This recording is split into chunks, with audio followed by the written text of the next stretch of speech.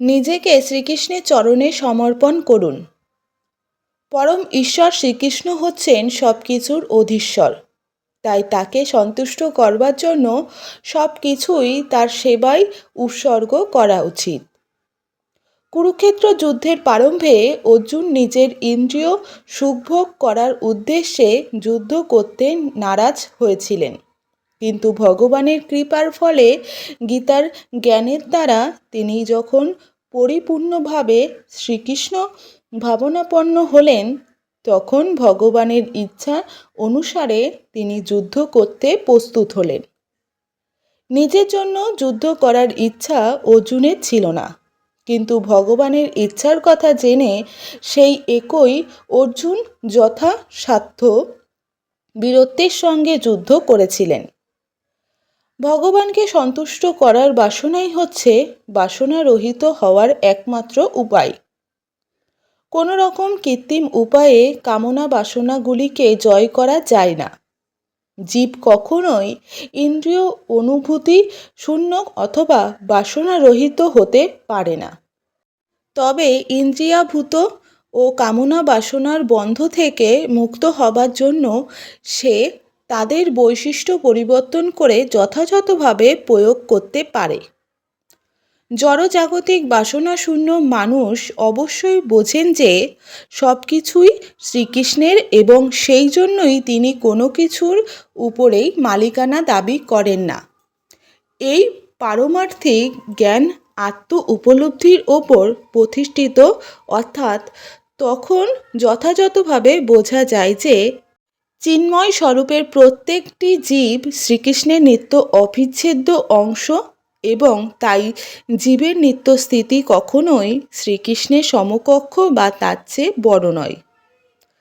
কৃষ্ণ ভাবনামৃত এই সত্য উপলব্ধি করাই হচ্ছে প্রকৃত শান্তিলাভের মূলনীতি। কৃষ্ণ ভাবনামৃত অর্থাৎ ভগৎপরায়ণ দিব্য জীব এক মুহূর্তের মধ্যে লাভ করা সম্ভব, আবার লক্ষ কোটি জীবেরও এর নাগাল পাওয়া অসম্ভব না হতেও পারে। এই জীব লাভ করতে হলে কেবল পরম সত্যকে উপলব্ধি করে তাকে গ্রহণ করতে হবে। খাটাঙ্ক মহারাজ তার মৃত্যুর মাত্র কয়েক মুহূর্তের পূর্বে ভগবানের চরণারবিন্দে আত্মোৎসর্গ করার ফলে জীবনের সেই পর্যায়ে উপনীত হয়েছিলেন। নির্বাণ কথাটির অর্থ হচ্ছে জড়জীবনের সমাপ্তি। বৌদ্ধদের মতে জড়জীবনের সমাপ্তি হলে আত্মা অসীম শূন্যতায় বিলীন হয়ে যায়। ভগবদ্গীতা কিন্তু আমাদের সেই শিক্ষা দেন না। এই জড়জীবনের সমাপ্তি হবার পরে আমাদের প্রকৃত জীবন শুরু হয়। এই জড়জাগতিক জীবনধারা পরিসমাপ্ত করতে হবে, সেই কথাটি জানার স্থূল জড়বাদীর পক্ষে যথেষ্ট, কিন্তু যিনি পারমার্থিক জ্ঞান অর্জন করেছেন তিনি জানেন যে এই জড়জীবনের পরেও আর একটি জীবন আছে। এই জীবনের পরিসমাপ্তির পূর্বে সৌভাগ্যক্রমে কেউ যদি কৃষ্ণ ভাবনাময় হয়, তবে সে তৎক্ষণাৎ ব্রহ্ম নির্বাণ স্তর লাভ করে। ভগবত ধাম ও ভগবত সেবার মাধ্যমে কোনো পার্থক্য নেই। যেহেতু উভয়ই চিন্ময়, তাই ভক্তিযোগে ভগবানের অপ্রকৃত প্রেমময়ী সেবা নিয়োজিত হওয়াই হচ্ছে ভগবত ধাম প্রাপ্তি।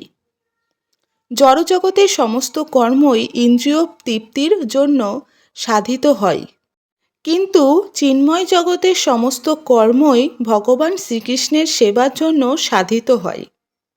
এমনকি এই জীবনে কৃষ্ণ ভাবনায় উদ্বুদ্ধ হলে সঙ্গে সঙ্গে ব্রহ্ম প্রাপ্তি হয়, এবং যিনি কৃষ্ণ ভাবনার মগ্ন তিনি নিঃসন্দেহে ইতিমধ্যে ভগবদ্ধামে প্রবেশ করেছেন।